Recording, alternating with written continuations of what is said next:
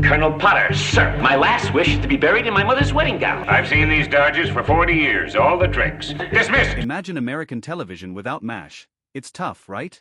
That's because the show wasn't just popular, it reshaped what a sitcom could be. Premiering in 1972, during the final years of the Vietnam War, MASH * was set in the Korean War and blended humor with heartbreak. Its quirky characters explored the absurdity of war and resilience of the human spirit. It quickly became a fan favorite. But behind the scenes, the show was constantly evolving. As it dove deeper into social commentary and complex character arcs, tensions sometimes rose. Several beloved stars eventually made the difficult choice to leave. Were their exits personal, professional, or due to creative conflicts? The reasons may surprise you. Let's take a closer look at what really happened. Chapter 2, History of MASH, a war story told with heart. There's a lot to unpack with this one, but before we get into it, let's rewind the clock and look at how this legendary series came to life. Like many other impeccable TV series, the story of MASH begins not on television, but in a book. Back in 1968, Dr. Richard Hooker, the pen name of Korean War surgeon H. Richard Hornberger, published MASH, a novel about 3 army doctors. The novel was a fictionalized account of his time as a mobile army surgical hospital doctor during the Korean War. And thanks to its mix of gallows humor with moments of human warmth and bitter reality, the book soon became a bestseller, catching Hollywood's attention in the process. 2 years after the book was published, director Robert Altman adapted the novel into the film MASH, a satirical black comedy that was both irreverent and sobering. The film starred Donald Sutherland as Hawkeye Pierce and Elliot Gould as Trapper John, and it struck a nerve with audiences, especially as the Vietnam War loomed large in American consciousness. The film soon became a critical and commercial success, winning the Palme d'Or at Cannes and an Academy Award for Best Screenplay. But the real cultural explosion came 2 years later when CBS adapted the concept into a weekly TV show. Developed by Larry Gelbart and Gene Reynolds, the television version of MASH debuted on September 17, 1972. It kept the wartime setting and the offbeat humor but introduced a more serialized, character-driven style that allowed for deeper emotional storytelling. Alan Alda stepped into the role of Hawkeye Pierce and quickly became the heart of the series. Although the first season struggled with ratings so much so that it was nearly cancelled, CBS took a chance and moved it to Saturday nights. With this move, ratings soared. And so did the show's cultural impact. To many, the show also broke rules. It was the first of its kind in Hollywood, experimenting with format, using real war footage, and was even one of the first American comedies to regularly feature the sound of helicopters instead of a laugh track. Alan Alda, who played Hawkeye, later became a director, writer, and creative force behind the show, pushing for more realism and emotional complexity. But as MASH matured, so did its characters, and let's just say not all the actors agreed with the new direction. Some felt their roles were shrinking or becoming caricatures. Others struggled with personal challenges or felt the urge to explore different creative paths. In general, over its 11-season run, MASH saw numerous cast changes, but through it all, it remained anchored in a singular mission: to show the cost of war through the lens of compassion, wit, and unbreakable human bonds. With this in mind, let's jump right into the first major exit from the series, an actor whose departure was so unexpected, the writers chose to kill off his character in a moment that shocked the nation. McLean Stevenson. If you ask longtime MASH fans what moment hit them the hardest, chances are they'll point to the final scene of Season 3's finale, Abyssinia Henry. It was just one line, delivered quietly by radar, but it changed everything. Lieutenant Colonel Henry Blake's plane was shot down over the Sea of Japan. There were no survivors. That moment was groundbreaking, not just because it shocked audiences, but because it marked the first major departure of a core MASH cast member, McLean Stevenson. But how did we get there? McLean had been a vital part of MASH from the very beginning. As the affable, often confused commanding officer of the 4077th, his character, Colonel Henry Blake, was a perfect foil for the madness of war. Where Hawkeye and Trapper brought rebellion and wit, Henry Blake brought humanity, sometimes frazzled, sometimes clueless, but always well-meaning. In the early seasons, McLean's performance earned him widespread praise and a Golden Globe. He was funny, relatable, and deeply loved by fans. But behind the scenes, things weren't quite as harmonious.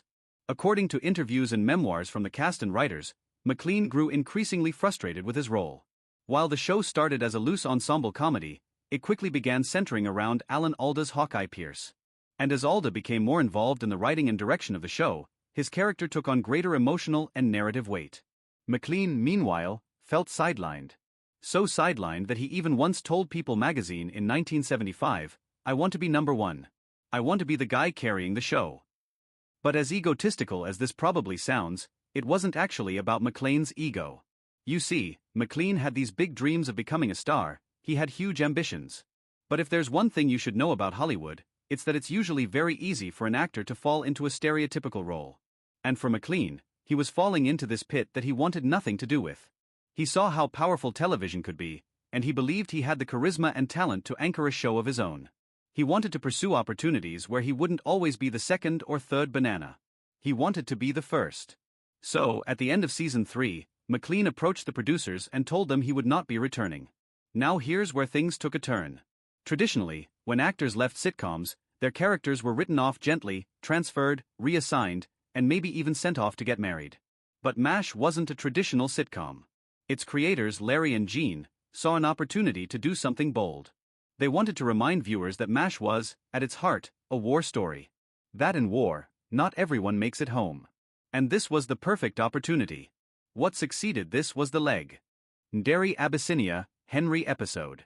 In the episode, Henry Blake receives his discharge orders and prepares to head home. Their celebration, tears, hugs, a joyful farewell. For 25 minutes, it feels like a happy ending. But then comes the final scene like a raging storm. Radar walks into the operating room, hat in hand, face grave.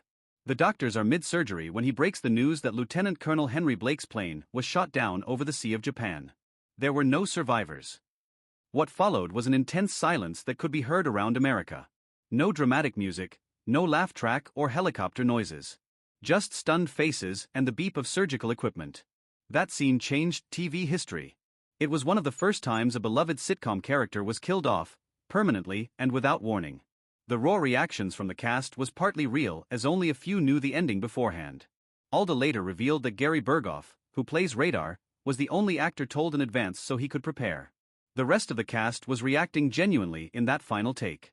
As soon as it aired, the episode generated an immediate and intense response. CBS received thousands of letters, many praising the show's honesty, others angry that such a beloved character was taken away so suddenly. Some even accused the producers of going too far.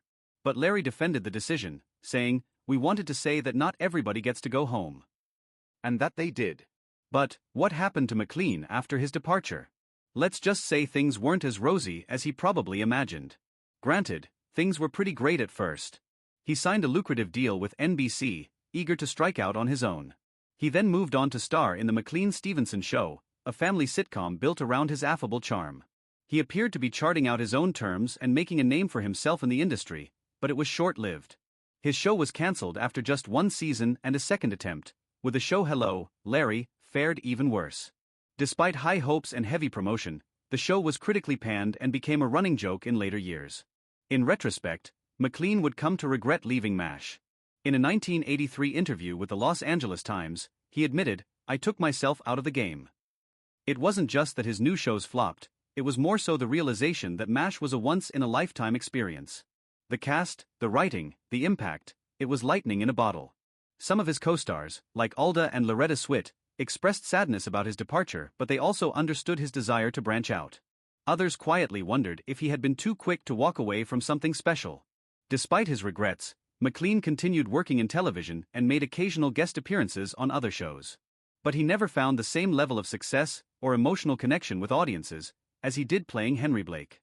When he passed away in '96 at the age of 68, tributes poured in from fans and colleagues, with Alda remembering him as a wonderful actor and a good man, and Gary calling him a light-hearted spirit who brought joy to everyone around him. Say what you want about McClane, but in a way, his departure gave the show its soul. And that's the irony. While he may have left to find his big break, the role he walked away from became the most enduring of his career. But if you thought McClane's departure was nerve-wracking, Wayne Rogers' exit from MASH was something else entirely. Quiet, complicated, and full of drama behind the scenes. Wayne Rogers Chapter 4. Wayne Rogers. While McClane got a farewell episode, a tearful goodbye, and a moment that became TV history, Wayne Rogers simply disappeared. We saw him in one episode, and the next, he was gone. No goodbye, no explanation, and certainly no closure. Why, you ask? Let's just say things aren't always as rosy on set as they might seem on camera. To understand what happened, we need to go back to the beginning.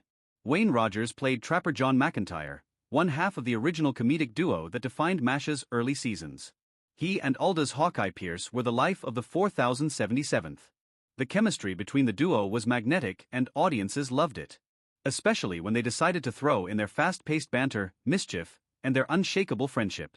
It was like watching a wartime version of The Odd Couple, albeit with scalpel jokes. But behind the laughs, tension was secretly brewing.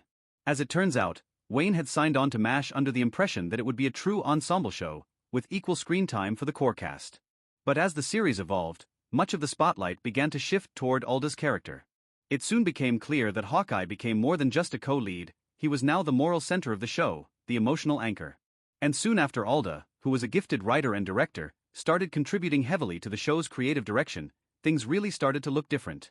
Initially, Wayne didn't mind Alda's success. On the contrary, the two were reportedly friendly off-set, but naturally, he soon began to feel sidelined. Alda's character seemed to be the only one getting some sort of maturity. The others just appeared stuck in their original cocoons. Anyway, just like that, Trapper John had gone from being a leading man to a supporting character. And as Wayne later explained in interviews, it wasn't about ego, it was about the integrity of storytelling. He once said, Trapper didn't have much to do. He was one of two buddies, and then he became the guy who nodded at everything Alan said. But unlike McLean, who made a public exit and was given a send-off, Wayne chose a different path. Quietly, and without a fuss, he decided not to renew his contract after season 3. The producers didn't even know he was officially gone until shortly before filming began for season 4. And here's where things get even more unusual. Wayne's contract with the show was never formally signed. Meaning all along, he'd been working on a